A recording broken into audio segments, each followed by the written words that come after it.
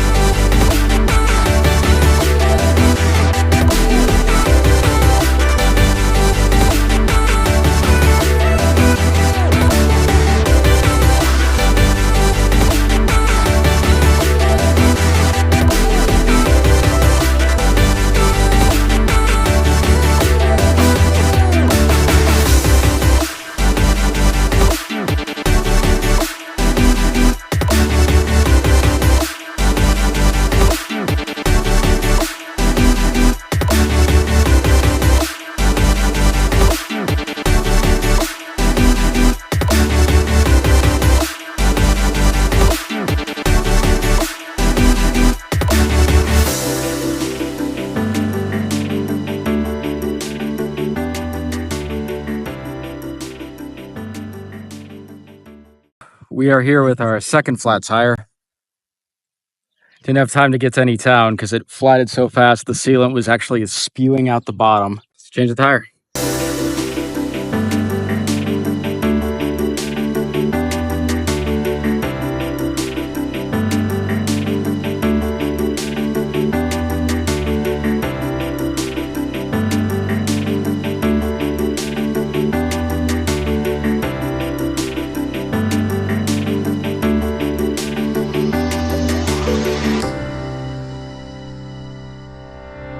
Hey guys, so this is the first day we did not make it to our location, mostly due to two flat tires. We've had days where we've tried to double up the day. I tried to get to Golden for Limon. I had to stop in Blackhawk and stuff, but never had a day where, no, this was the start, this was the end. So the first 50 miles were great. Nice, easy downhill. Today was the start of what is going to be a gradual downhill down to Hays, Kansas for a few hundred miles. And it was it was nice. The gravel roads were nice. It was all frontage roads. Slight downhill meant I was going like 2 to 3 miles an hour faster than I usually do. Came up to Flagger to their little park there, and that was cool. Did some drone shots, and then right after Flagger made it to Seabird, we hit the old Highway 40, and we're just going to take that to Burlington for 32 miles. I went 1 mile on it, and the tire just busted. I was like, oh, it feels a little bouncy. I looked down, and there's just sealant just spurting out of it. So it took a long time to change it, like the worst tire change ever. The thing wouldn't unscrew, so it took me a long time just to get it to unscrew.